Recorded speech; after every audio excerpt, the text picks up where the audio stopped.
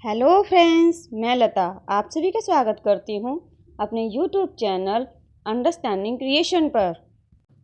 आज दोस्तों मैं जो कहानी जेल का पार्ट 2 लाई हूँ, इस कहानी को समझने के लिए आपको पार्ट 1 ज़रूर देखें।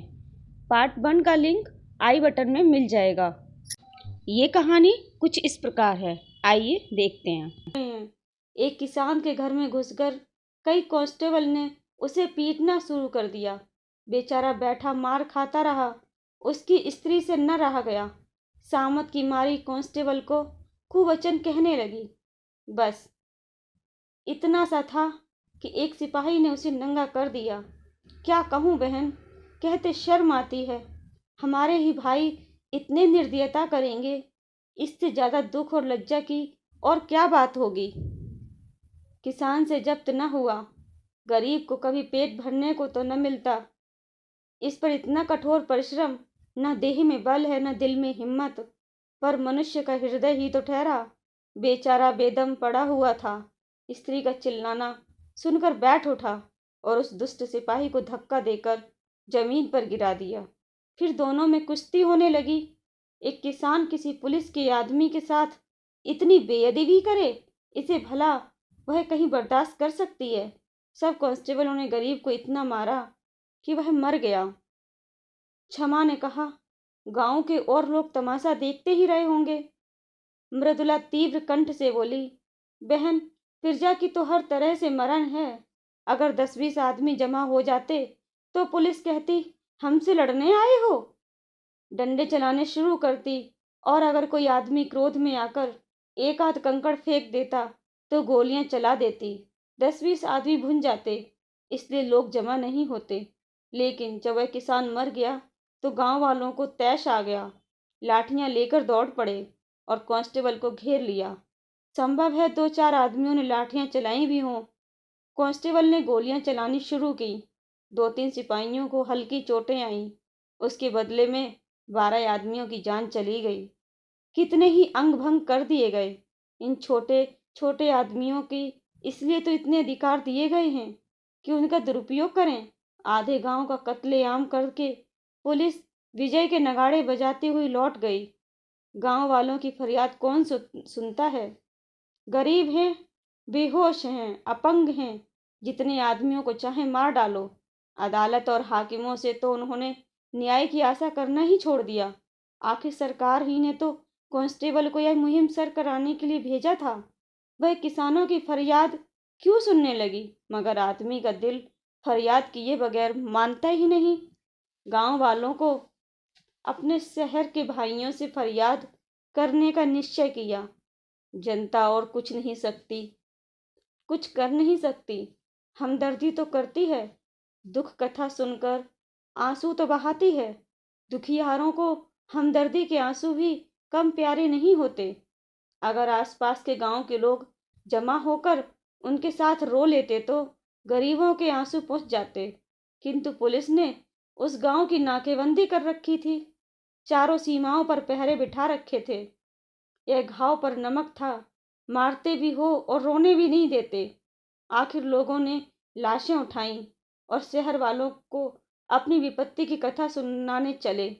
इस हंगामे की खबर पहले ही शहर में पहुंच चुकी थी। इन लाशों को देखकर जनता उत्तेजित हो गई।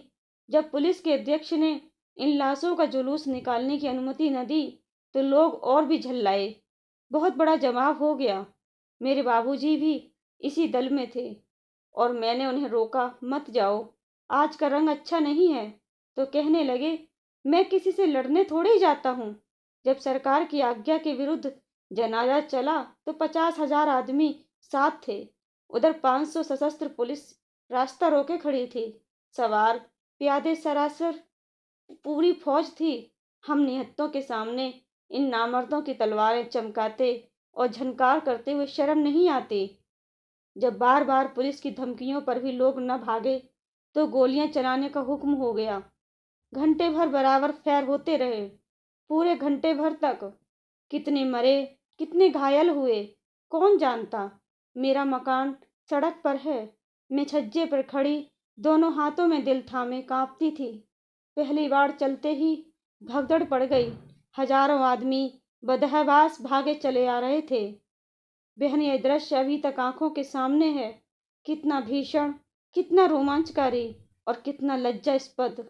ऐसा जान पड़ता था कि लोगों के प्राण आंखों से निकले पड़ते हैं, मगर इन भागने वालों के पीछे वीर व्रतधारियों की दल था, जो पर्वत की भांति अटल खड़ा छातियों पर गोलियां खाए जा रहा था और पीछे हटने का नाम न ले रहा था। बंदूकों की आवाजें साफ सुनाई देती थीं और हर एक धाए धाए के बाद हजारों गले से जय की गहरी गगनभेदी ध्वनि निकालती थी। इस ध्वनि में कितनी उत्तेजना थी, कितना आकर्षण, कितना उन्माद। बस यह जी चाहता था कि जाकर गोलियों के सामने खड़ी हो जाऊं और हंसते हंसते मर जाऊं। उस समय ऐसा भान होता था कि मर जाना कोई खेल है। अम्मा जी कमरे में भान के लिए मुझे बार बार भीतर बुला रही थी। जब मैं न गई तो वह भान को ले छज्जे पर आ गई। उसी वक्त 10-12 आदमी के एक स्ट्रेचर पर हृदय की लाश लिए हुए द्वार पर आए। अम्मा की उन पर नजर पड़ी, समझ गई मुझे तो सकता सा हो गया। अम्मा ने जाकर एक बार बेटे को देखा, उसे छाती से लगाया, चूमा, आशीर्वाद दिया और उन्मत्त दशा में चौरास्ते की तरफ चली, जहां से अब भी धाएं और जय की ध्वनि बारी बारी से आ रही थी। मैं हतबुद्धि सी खड़ी, कभी स्वामी की लाश को देखती थी, कभी अम्मा को। न कुछ बोली, न जगह से हिली, न रोई, न घबराई। मुझ में जैसे स्पंद ही न था, चेतना जैसे लुप्त हो गई हो। क्षमा, तो क्या अम्मा भी गोलियों के स्थान पर पहुंच गई? मृदुला: हाँ, यही तो विचित्रता है बहन। बंदूक की आवाजें सुनकर कानों पर हाथ रख लेती थी अम्मा, खून देखकर मूर्छित हो जाती थी, और वही अम्मा वीर सत्याग्रहियों के सभ्यों को चीरती हुई सामने खड़ी हो गई और एक ही क्षण में उनकी लाश भी जमीन पर गिर पड़ी। उनके गिरते ही योद्धाओं का धैर्य टूट गया, व्रत का बंधन टूट गया, सभी के सिरों पर खून सा सवार हो गया। निहत्थे थे, अशक्त थे, पर हर एक अपने अंदर अपार शक्ति का अनुभव कर रहा था। पुलिस पर धावा कर दिया। सिपाहियों ने इस बाढ़ को आते देखा तो होश जाते रहे, जाने लेकर भागे, मगर भागते हुए भी गोलियां चलाते जाते थे। भान छज्जे पर खड़ा था, न जाने किधर से एक गोली आकर उसकी छाती में लगी। मेरा लाल वहीं पर गिर पड़ा, सांस तक न ली, मगर मेरी आंखों में अब भी आंसू न थे। मैंने प्यारे भान को गोद में उठा लिया। उसकी छाती से खून के फव्वारे निकल निकल रहे थे। मैंने उसे जो दूध पिलाया था, उसने वह खून से अदा कर रहा था। उसके खून से तर कपड़े देखते हुए मुझे वह नशा हो रहा था, जो शायद उसके विवाह में गुलाल से तर रेशमी कपड़े पहनकर भी न होता।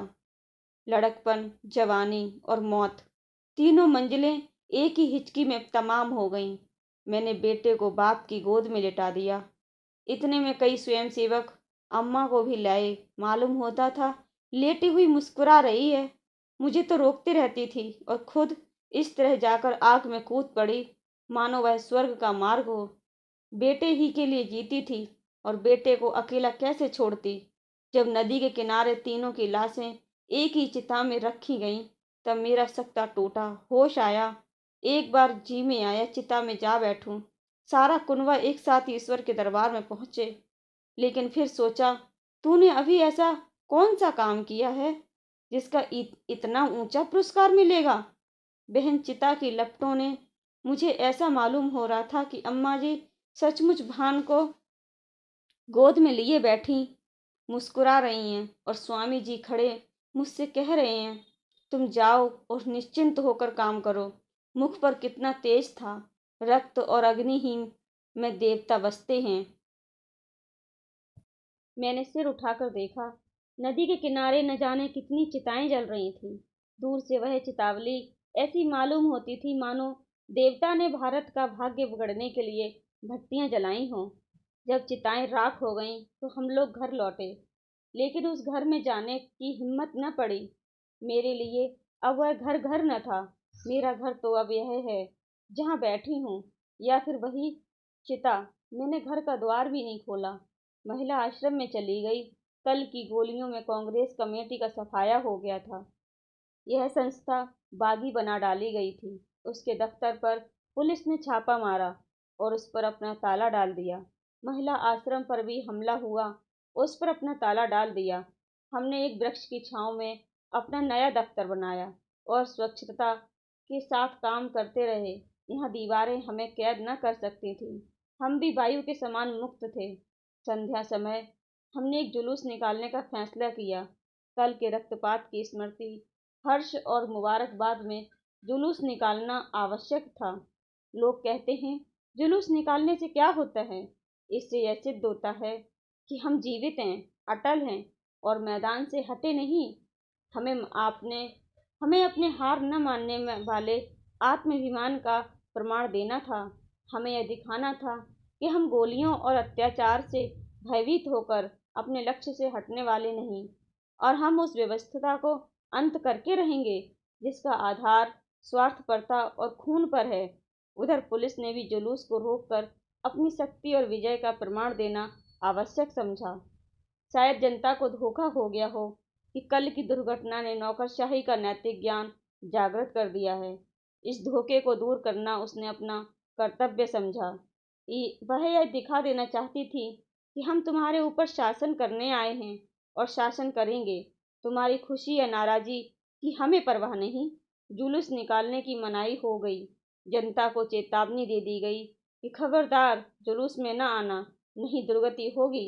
इसका जनता ने वह जवाब दिया जिसने अधिकारियों की आंखें खोल दी होंगी। संध्या समय 50,000 आदमी जमा हो गए। आज का नेतृत्व मुझे सौंपा गया था। मैं अपने हृदय में एक विचित्र बल और उत्साह का अनुभव कर रही थी। एक अबला स्त्री जिसे संसार का कुछ ज्ञान नहीं, जिसने कभी घर से बाहर पांव नहीं निकाला, आज अपने प्यारे की उत्सर्ग की बदौलत उस पर महान पद पर पहुंच गई थी, जो बड़े बड़े अफसरों को भी, बड़े से बड़े महाराजा को भी प्राप्त नहीं। मैं उस समय जनता के हृदय पर राज कर रही थी।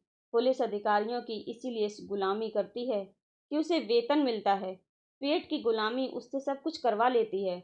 महाराजा का हुक्म लोग इसीलिए मानते हैं कि उससे उपकार की आशा या हानि का भय होता है। वह अपार जनसमूह क्या मुझसे किसी फायदे की आशा रखता था? उसे मुझसे किसी हानि का भय था? कदापि नहीं। फिर भी वह कड़े से कड़े हुक्म को मानने के लिए तैयार था। इसीलिए जनता मेरे बलिदानों का आदर करती थी। इसीलिए कि उनके दिलों में स्वाधीनता की जो तड़प थी, गुलामी की जंजीरों को तोड़ देने की जो बेचैनी थी, उस तड़प और बेचैनी की सजीव मूर्ति समझी जा रही थी। निश्चित समय पर जुलूस ने प्रस्थान किया। उसी वक्त पुलिस ने मेरी गिरफ्तारी का वारंट दिखाया। वारंट देखते ही तुम्हारी याद आई। पहले तुम्हें मेरी ज़रूरत थी, अब मुझे तुम्हारी ज़रूरत है। उस वक्त तुम मेरी हमदर्द की भूखी थी, अब मैं सहानुभूति की भिक्षा मांग रही हूँ। मगर मुझ में अब लेश मात्र भी दुर्बलता नहीं है। मैं चिंताओं से मुक्त हूँ। मजिस्ट्रेट जो कठोर से कठोर दंड प्रदान करे, उसका स्वागत करूँगी। अब मैं पुलिस के किसी आक्षेप या असत्य आरोपण का प्रतिवाद न करूँगी, क्योंकि मैं जानती हूँ मैं जेल के बाहर रहकर जो कुछ कर सकती हूँ, जेल के अंदर रहकर उससे कहीं ज़्यादा कर सकती हूँ। जेल के बाहर भूलों की संभावना है, बहकने का भय है, समझौते का प्रलोभन है, स्पर्धा की चिंता है। जेल सम्मान और भक्ति की एक रेखा है, जिसके भीतर शैतान कदम नहीं रख सकता। मैदान में जलता हुआ अलाव वायु में अपनी उष्णता खो देता है, लेकिन इंजन में बंद होकर वही आग संचालक शक्ति का अखंड भंडार बन सकती है। अन्य देवियों भी आ पहुंची और मृदुला सबसे गले मिलने लगी। फिर भारत माता की जय ध्वनि जेल की चारों दीवारों में चीरती हुई आकाश में जा पहुंची। धन्यवाद दोस्तों।